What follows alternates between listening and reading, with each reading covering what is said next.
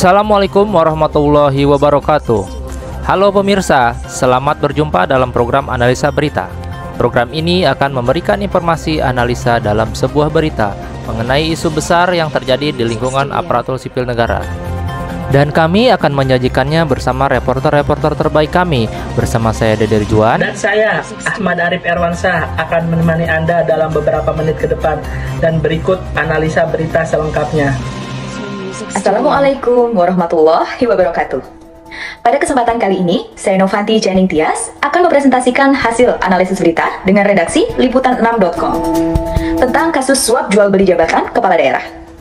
Komisi Pemberantasan Korupsi lagi-lagi membongkar kasus suap jual beli jabatan yang dilakukan oleh kepala daerah.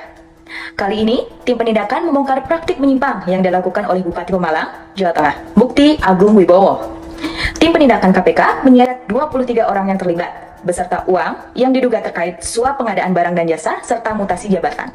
Selanjutnya akan disampaikan oleh rekan saya, Lailani Syafarina. Baik, terima kasih rekan Novanti. Sungguh miris kasus jual beli jabatan ini nampaknya sudah tidak asing di mata masyarakat. Hal tersebut merupakan suatu penyimpangan nilai akuntabel, yaitu ketidakjujuran oleh oknum pejabat dan tidak sesuai dengan manajemen ASN. Tindakan tersebut juga tidak sesuai dengan Undang-Undang ASN Nomor 5 Tahun 2014 Pasal 68 tentang pangkat dan jabatan. Sejatinya pangkat dan jabatan harus didapatkan dari kompetensi dan kualifikasi yang sesuai untuk jabatan tersebut. Jika jabatan yang diduduki berasal dari suap, akan mempengaruhi kinerja birokrasi secara keseluruhan.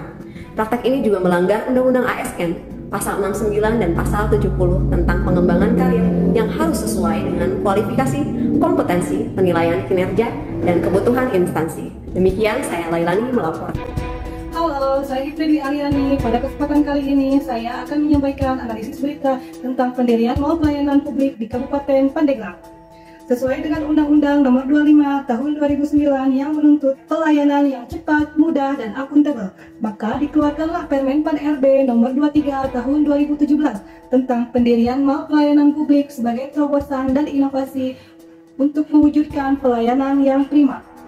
Kehadiran mall pelayanan publik ini bertujuan untuk memberikan kemudahan, kecepatan, keterjangkauan, keamanan, dan kenyamanan kepada masyarakat dalam mendapatkan pelayanan. Mall pelayanan publik di Kabupaten Pandeglang merupakan tempat berlangsungnya kegiatan atau aktivitas penyelenggaraan pelayanan publik atas barang atau jasa, atau pelayanan administrasi yang merupakan fungsi pelayanan terpadu baik pusat maupun daerah, yang terdiri dari 28 counter dengan 1.748 jenis layanan.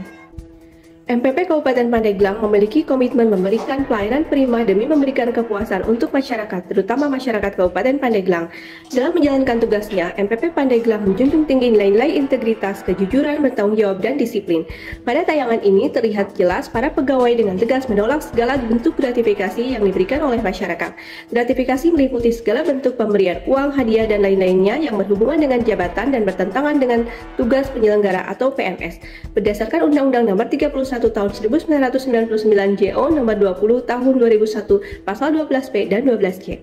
2 tahun berdiri, MPP meraih 2 penghargaan dan luncurkan 1.173 pelayanan publik dari 26 counter dan menjadi salah satu rujukan untuk pembuatan MPP bagi daerah lain di Indonesia.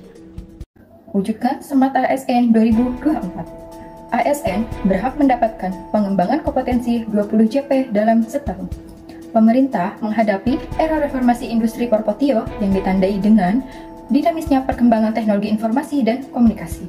Kementerian Pendayagunaan Aparatur Negara dan Reformasi Birokrasi merencanakan untuk upaya mewujudkan sumber daya manusia menjadi Smart ASN selambat-lambatnya pada tahun 2024.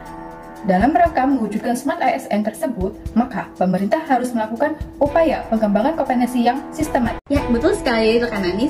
Hal ini berkaitan dengan Undang-Undang Aparatur Sipil Negara Nomor 5 Tahun 2014, Peraturan Pemerintah Nomor 11 Tahun 2017, serta Peraturan Pemerintah Nomor 17 Tahun 2020. Di mana pegawai ASN mempunyai hak dan kewajiban terkait pengembangan kompetensi. Salah satu upaya pemerintah dalam pengembangan kompetensi bagi ASN yaitu dengan mengeluarkan surat edaran dari Badan Kepegawaian Nasional Nomor 3 Tahun 2022. Berita selanjutnya, Ungkap 3 masalah SDM di birokrasi Kementerian Dalam Negeri, hanya 20% yang bisa diandalkan. Dirjen Bina Keuangan Daerah Agus Patoni menyebutkan ada 3 masalah utama SDM Kementerian Dalam Negeri di lingkungan birokrasi, yakni kompetensi, komitmen, koordinasi, dan kolaborasi. Masalahan yang kedua yaitu komitmen, di mana komitmen merupakan aspek yang penting yang perlu dimiliki ASN. Komitmen merupakan bentuk salah satu kewajiban PNS yang diatur dalam Undang-Undang Nomor 5 Tahun 2014 Pasal 23 tentang kewajiban pegawai ASN. Permasalahan yang terakhir yaitu koordinasi dan kolaborasi. Permasalahan dalam hal ini yakni aspek yang menyangkut kekompakan kerja tim, sinergi, kolaborasi bekerja secara tim.